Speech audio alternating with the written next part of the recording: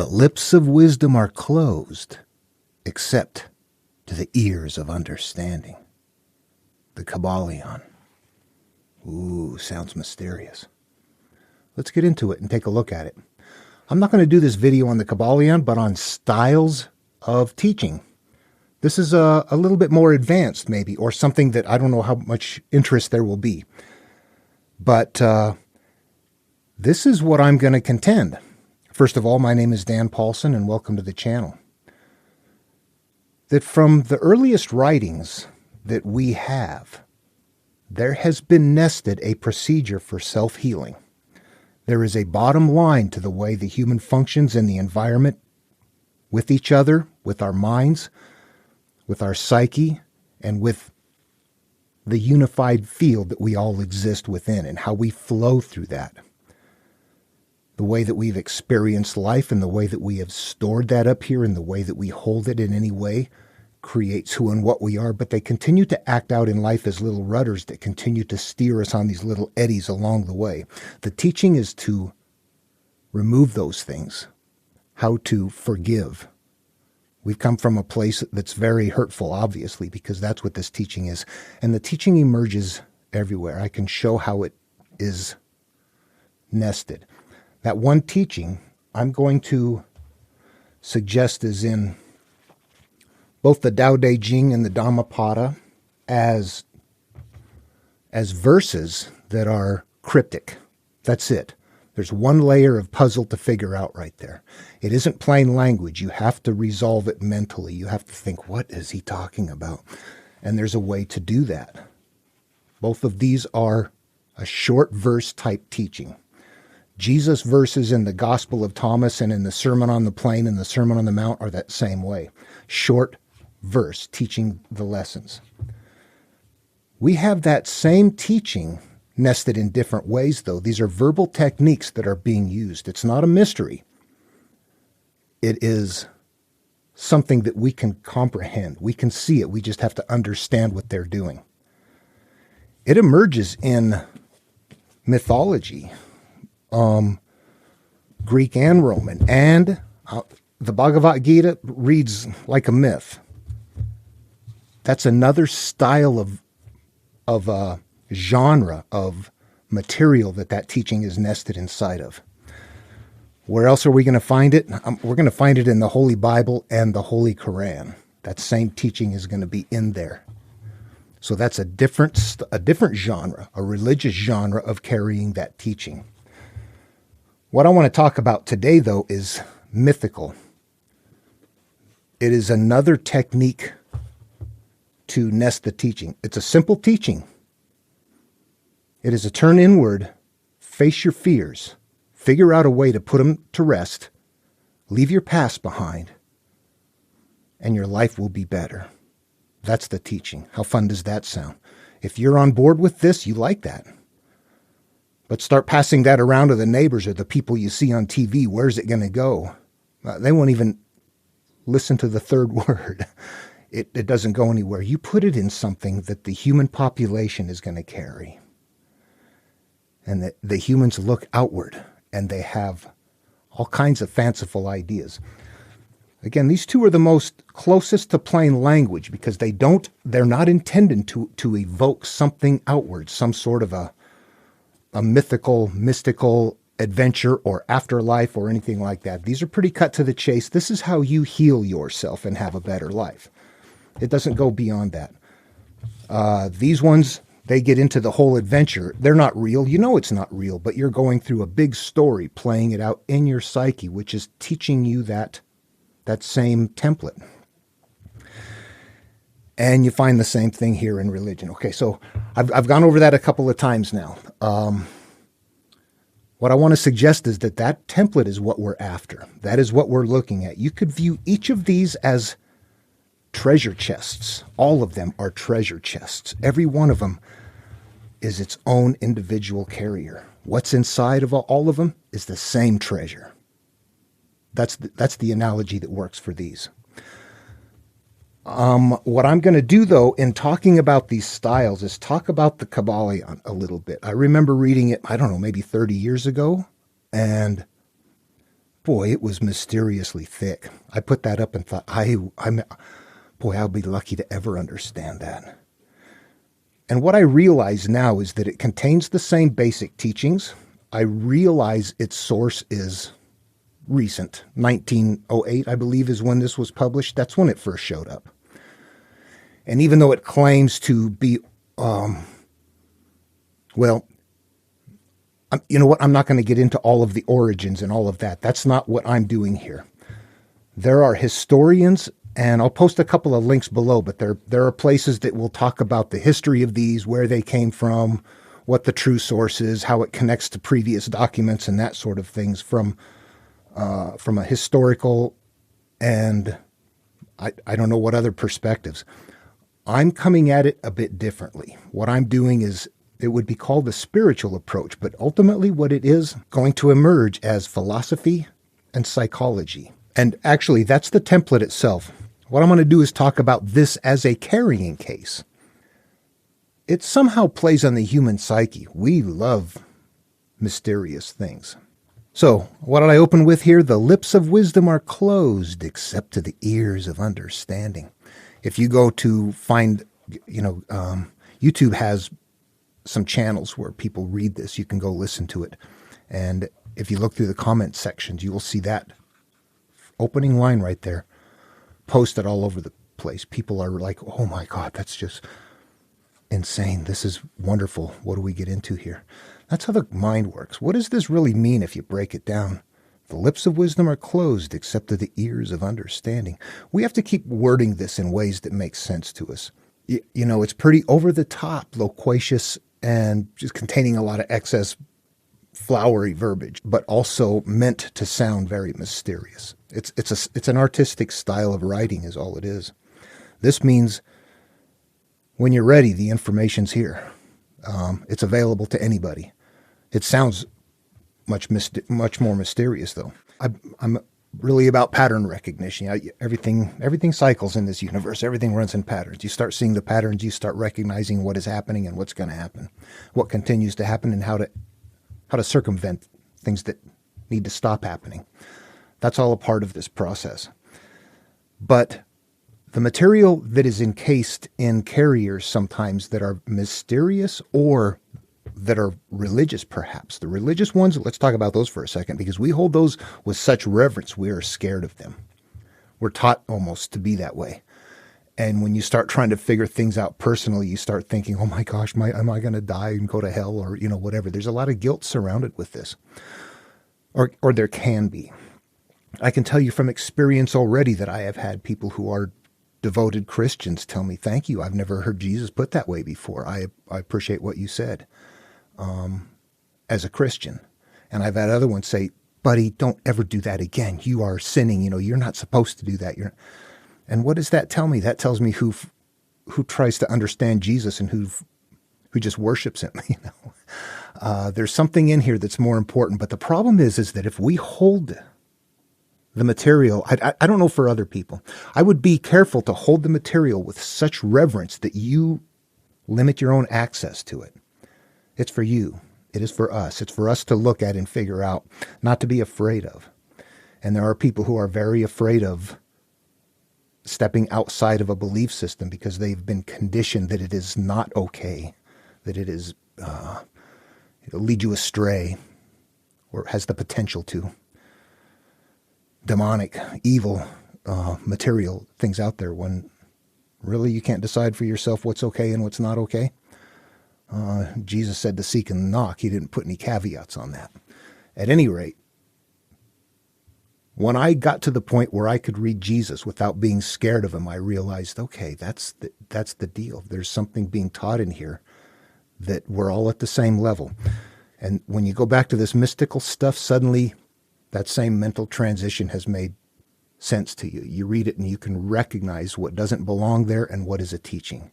What is a carrier? What's part of the shell? What's a part of the pretty package? And what is, there's the part that I need to do. The rest of it is a flowery this, flowery that. Let's get right into it. I'm going to start reading from the introduction from the original author. Again, I'm not going to pick the book apart, or I believe its origin was 1908 by the individual that they think it came from. And I can add my own piece of evidence in as we move along, that I believe it's, that it's not by the three initiates, that it's by this New Age thinking individual. Okay, introduction. We take great pleasure in presenting to the attention of students and investigators of the secret doctrines this little work based on the world-old hermetic teachings. All right, cool. They're saying they're happy to present this work to all of us that are looking at old hermetic teachings. There's been so little written on the subject, notwithstanding the countless reference to the teachings in the many works upon occultism, that many earnest researchers after the arcane truths will doubtless welcome the appearance of the present volume. So this is saying that there must be all kinds of work available at this time that references that early material, but that's all it does. It doesn't describe it or explain it or anything. And they're suggesting here, yeah, you're going to be happy you got this. The purpose of this work is not the enunciation of any special philosophy or doctrine. So they're not teaching Taoism, Buddhism, Christianity, Islam. They're not. But rather to give to the student a statement of the truth that will serve to reconcile the many bits of occult knowledge that they may have acquired, but which are apparently opposed to each other and which often serve to discourage and disgust the beginner in the study. This sounds really good to me. This sounds exactly like what I'm doing. This right here is going to tie everything together. This information is going to link it all together for you, and all of those variations will cease. Our intent is not to erect a new temple of knowledge, but rather to place in the hands of the student a master key, with which he may open the many inner doors in the temple of mystery through the main portals he has already entered. A temple of knowledge is a religion or a work. It's still going to be based on this template. So he's not creating a new teaching based on that template.